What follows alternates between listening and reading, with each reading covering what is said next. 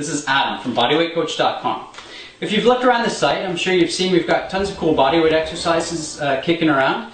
But one of the comments we get a lot is we don't have enough stuff for beginners. So what I want to do is just take a few minutes and run you through a bodyweight circuit that pretty much anyone can do, and that just uses stuff that you can basically find kicking around your house. Okay?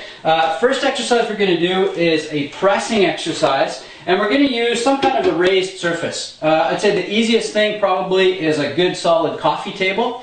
And the reason we're using that is because a lot of people, when they start bodyweight exercises, they have trouble with their wrists. Because we work with keyboards and whatnot all day long, we get quite stiff in the wrists. People with arthritis have trouble bending their wrists back like this to do a lot of the floor-based bodyweight exercises. So what we're going to do is take our prop to either side to take some of the pressure off the wrist. Now the other thing is just going to get us up off the floor a little bit and take away a little bit of the difficulty of the exercise. First thing I want you to do, we're going to try from knees. Squeeze your glutes to get a nice straight line from your head all the way down to your knees. You're going to lower with your elbows tucked to your side, your shoulders pulled down away from your ears. Don't let them hike up. Exhale and press off.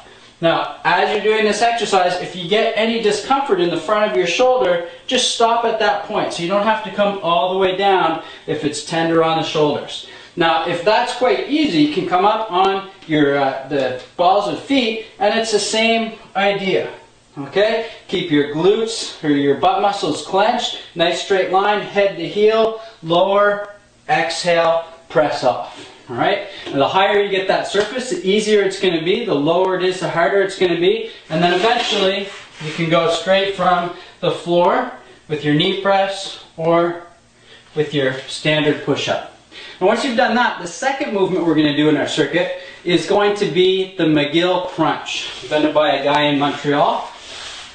What I want you to do, lie flat on your back. You're going to bend one knee, keep the other straight. You do about half your reps. We're going to do 10 to 12 reps in total. Do half your reps and then switch, just so that we stay equal. You put your hands flat on the floor, slide them under your back, elbows down on the floor, and you're going to pretend that you're hinged right here under your rib cage. And everything is going to move from that point.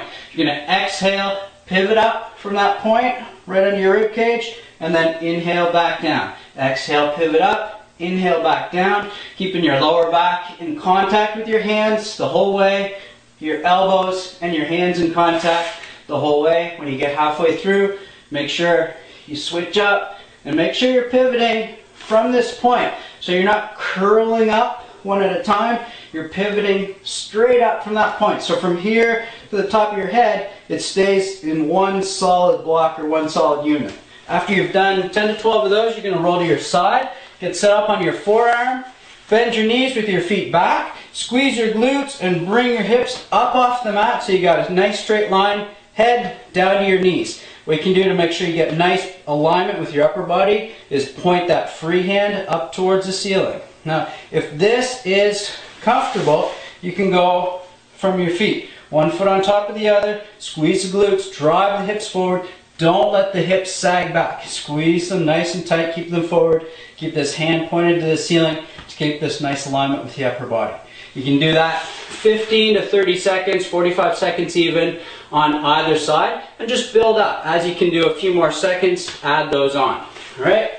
So, now we're going to go to the legs. We're going to do something called a split squat. So, get yourself a prop. I would say a chair back is probably the best thing to use for this. I'm just using a foam roller here. You want to take a step forward. Nice wide stance, about hip width.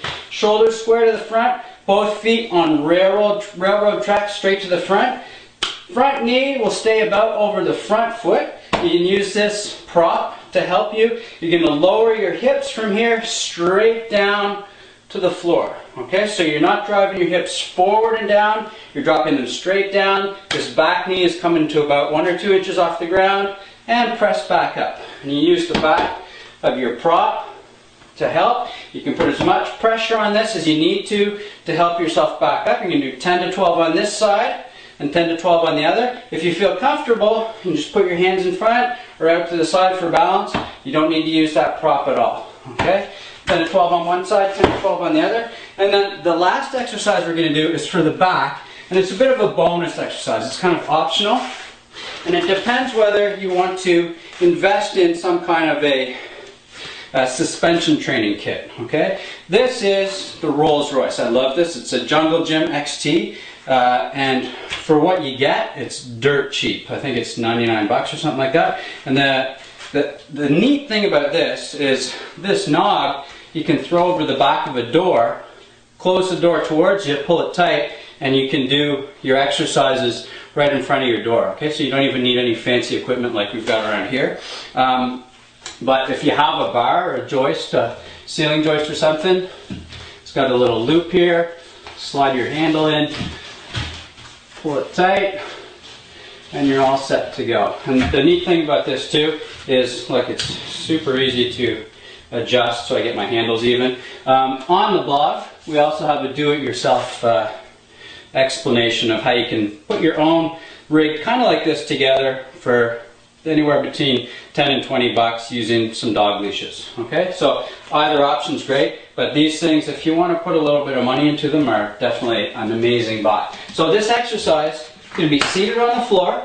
All right, what you're going to do is just bring your bum up off the floor a little bit, pull your shoulders down away from your ears, and pull your shoulder blades together in the back. And now you're going to pull.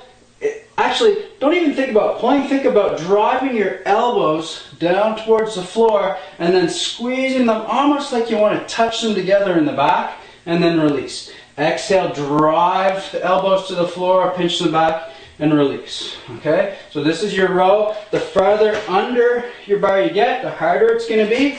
The farther you walk it out, the easier it's going to be. So just by walking it out, you can make this so that really anyone can do this exercise. It's awesome for building those postural muscles, those postural stabilizers too, to bring your shoulders back and down. So that's your bodyweight circuit. Again, do about 10 to 12 of each of these on two-sided exercises. Do 10 to 12 on each side, and then on the side planks do anywhere from 15 to 45 seconds. That's your beginner circuit. Once you work through that a few times, stick with it for a few weeks, you can start testing out some of the more advanced bodyweight exercises that you'll find on the site. So until next time, this is Adam Steer from bodyweightcoach.com.